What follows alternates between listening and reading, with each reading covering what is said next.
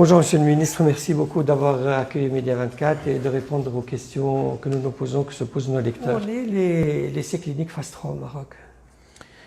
Les essais cliniques phase 3 au Maroc, ils sont bien sûr à leur dernière étape. Deuxième dose? Deuxième dose va être achevée la semaine prochaine. 600 volontaires. 600 volontaires, oui, effectivement. Il y aura bien sûr la troisième phase qui consistera bien sûr en prélèvement bien sûr du sang, du sérum de ces patients-là pour voir l'immunogénicité bien sûr du vaccin. Pour voir s'il y a des anticorps ou pas? C'est ça l'immunogénicité, s'il y a quand même une sécrétion d'anticorps neutralisants. Voilà, donc ça va être achevé exactement 15 novembre. Tout sera terminé en matière d'essai vaccinal. Donc il ne s'agira que de comparer entre deux groupes. Est-ce qu'il y a bien deux groupes ou il n'y a pas de groupe? Il n'y a pas de groupe, mais il y a quand même... Un seul groupe. Non, il y a un pool de volontaires. C'est ça, avec, 600 qui prennent tous le vaccin. Qui ont subi, bien sûr, une injection de vaccin, de dose. On ne sait pas si c'est le vaccin ou si c'est le placebo. D'accord, c'est ça. Donc, et il va falloir comparer entre ceux qui ont reçu placebo, ceux qui ont reçu le vaccin. Et combien ils ont eu d'anticorps les uns et les autres. Oui, exactement. Faire une étude, bien sûr, de séroprévalence aussi, si vous voulez le dire. Ça, donc, combien de sécrétions d'anticorps, à quelle dose, est-ce que c'est protecteur, c'est pas protecteur. Voilà, donc... Vous êtes optimiste pour le résultat? Je suis optimiste. Pourquoi? Vous avez fait des prélèvements entre-temps ou pas? Non, je suis optimiste dans le sens où, premièrement, en termes d'innocuité, c'est bon. Il n'y a pas eu d'effet indésirable. D'accord. Alhamdoulilah. Oui. Donc, c'est des piqûres, quelques petites douleurs les premiers jours.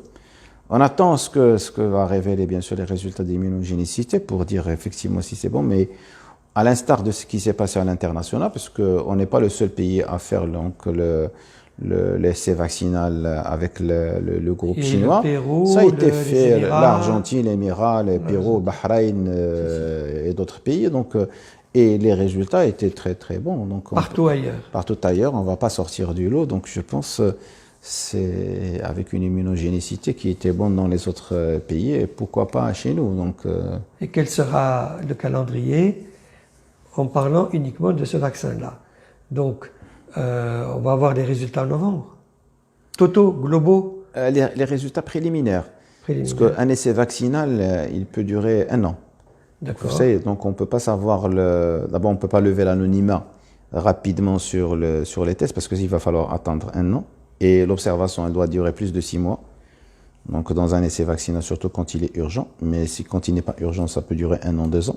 Donc la période d'observation. Mais dans le contexte aujourd'hui mondial de la pandémie, donc il y a des deadlines qui sont bien sûr à respecter pour sortir rapidement bien sûr un résultat et prendre des décisions idoines éventuellement. Et en l'occurrence? En l'occurrence, bon, je pense que les résultats préliminaires, on peut les savoir à partir de la fin de l'année. On peut avoir quand même les premiers résultats. Est-ce qu'il y a eu une immunogénicité? Il n'y a pas eu d'immunogénicité. Donc je dis 50% en sécrété, 50% en passe. Ça donne quand même des résultats intéressants. Mais ce que je peux dire, c'est que cet essai vaccinal, il a été introduit au Maroc dans un cadre global. Bon, un cadre de coopération stratégique qui comporte et l'essai vaccinal et le transfert technologique pour que le Maroc devienne un producteur de vaccins et aussi dans le cadre aussi d'un approvisionnement du Maroc en vaccins. Oui, et donc la décision finale de l'autoriser, de lui donner une autorisation d'urgence au Maroc, elle dépend de vous ou elle dépend du partenaire chinois ou d'une concertation? Elle dépend d'abord des résultats d'abord. Oui, bien sûr. Il faut que les résultats soient validés et qu'il n'y ait pas de risque majeur pour la population. Oui.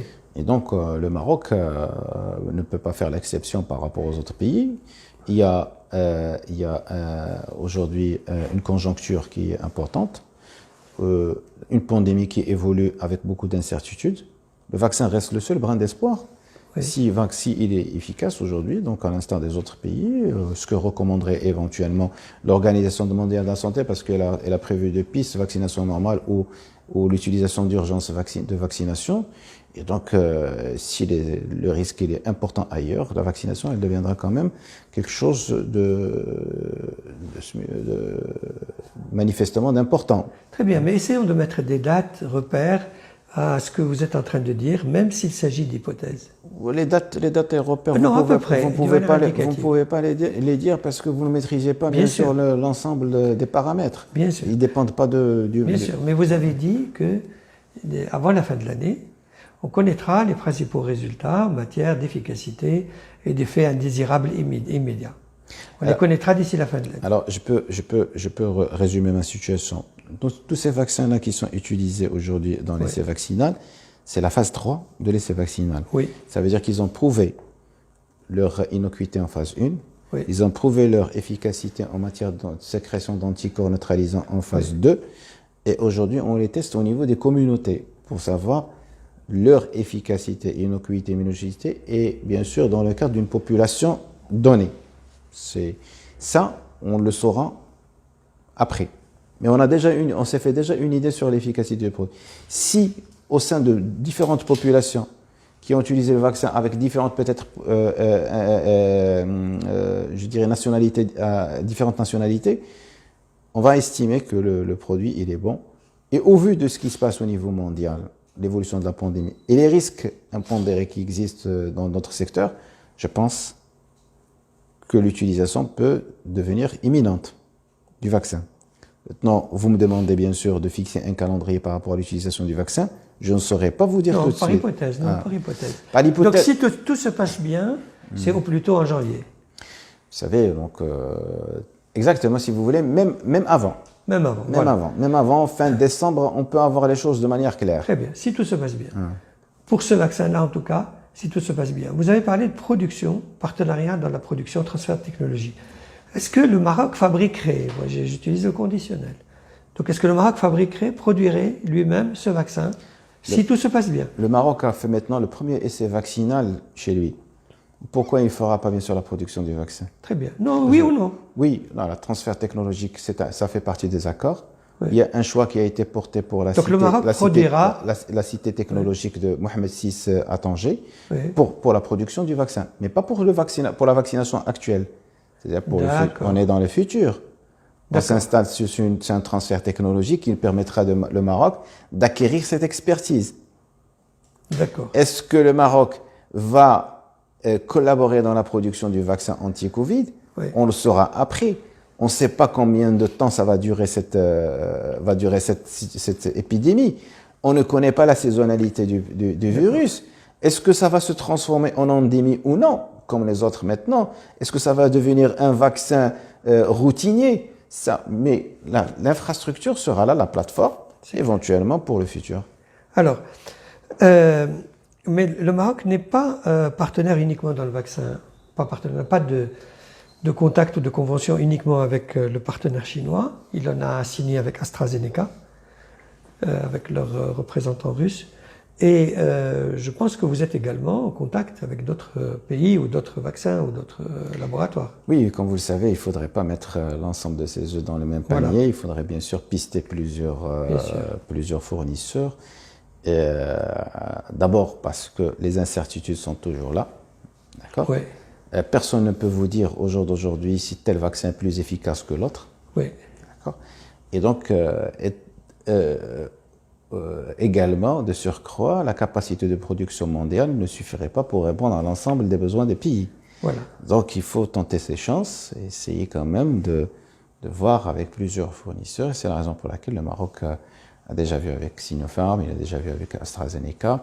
On cherche encore d'autres pistes avec CanSino, avec Pfizer, avec Johnson & Johnson, sachant que Johnson & Johnson ces derniers temps, donc ils ont arrêté bien sûr leur essai clinique, mais ça peut arriver, mais c'est un cas sur des milliers de... Non.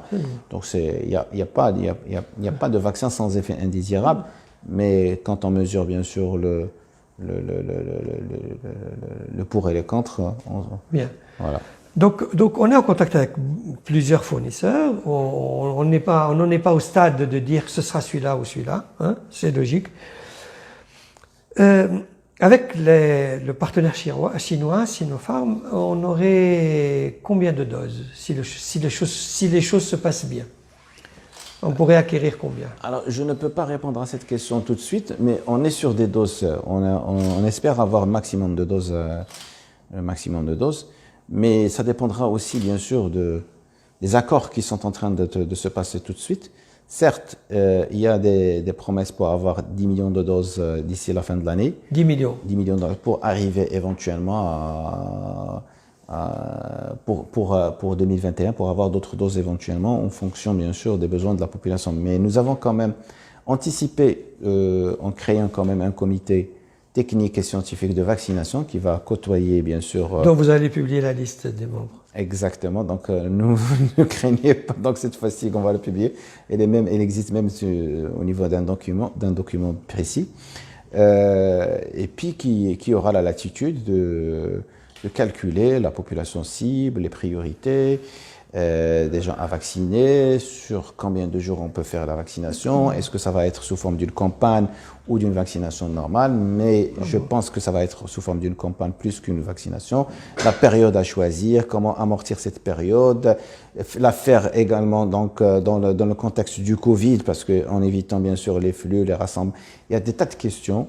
Est-ce qu'il faudrait peut-être la mettre en alternance par rapport au vaccin de la grippe pour s'éloigner de la grippe, sachant que le vaccin de la grippe, c'est de la même, et il faudrait éviter 2 semaines à 4 semaines, peut-être il faut s'éloigner entre 2 et 3 semaines de la vaccination de la grippe. Il y a des tas de questions qui seront soulevées, qui seront clarifiées dans les jours à venir. D'accord. Ok. Donc, pour revenir à ce qu'on a dit, dans le meilleur des cas, on pourrait commencer la vaccination vers la fin de l'année.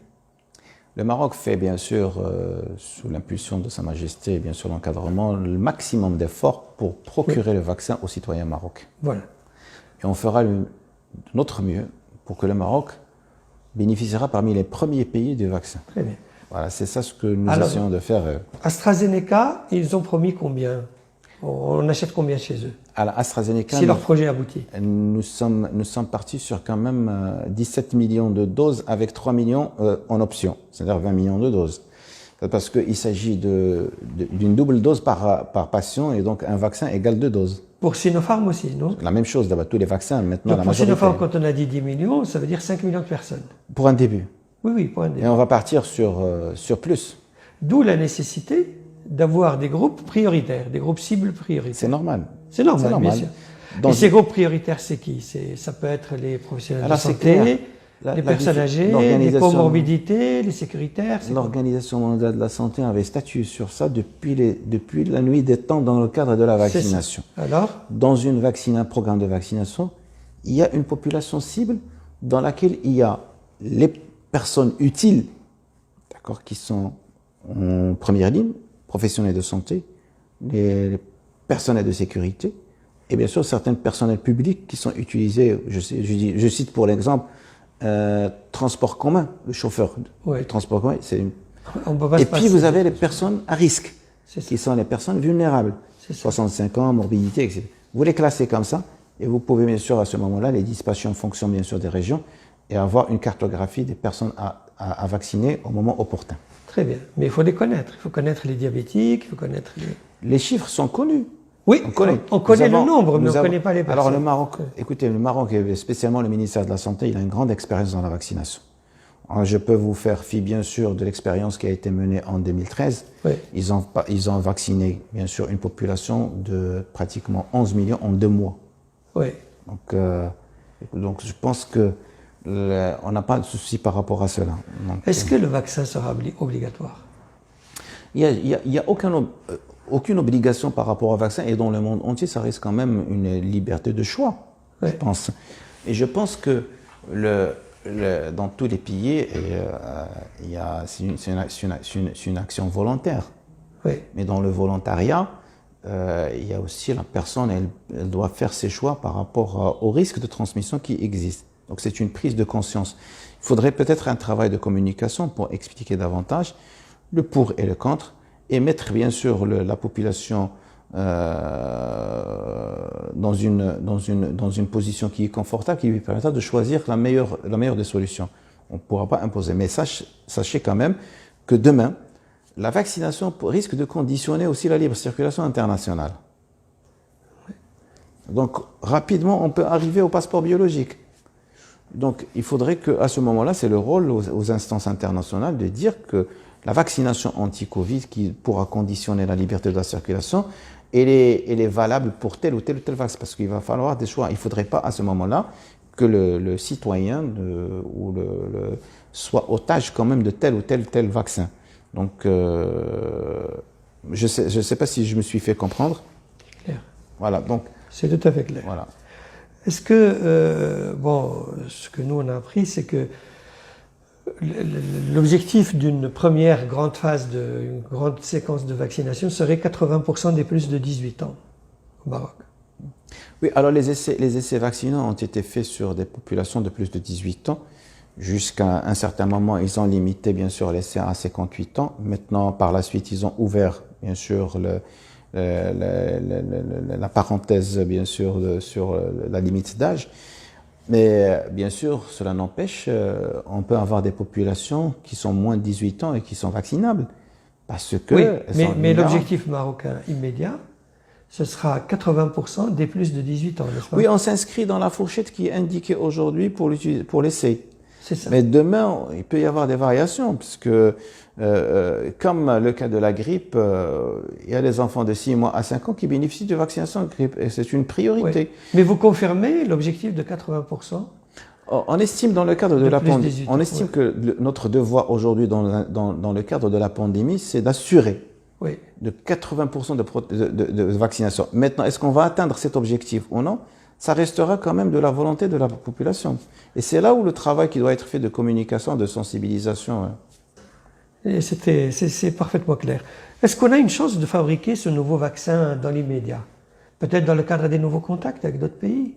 Dans l'immédiat, je vous ai dit tout à l'heure que dans le cadre du transfert technologique... mais je repose la question par rapport à d'autres Oui, pays. c'est pas facile quand même. Par rapport à, je sais pas, Pfizer, Johnson & Pfizer, ils sont présents au Maroc. Le Maroc est ouvert. Le Maroc est ouvert pour le transfert technologique parce que c'est une opportunité pour nous. Sachant que les firmes qui produisent bien sûr le vaccin cherchent quand même à s'implanter dans l'ensemble des pays à l'international pour augmenter la capacité de production. Et nous sommes bien sûr ouverts pour cette transfert. Encore plus, c'est une opportunité pour nous.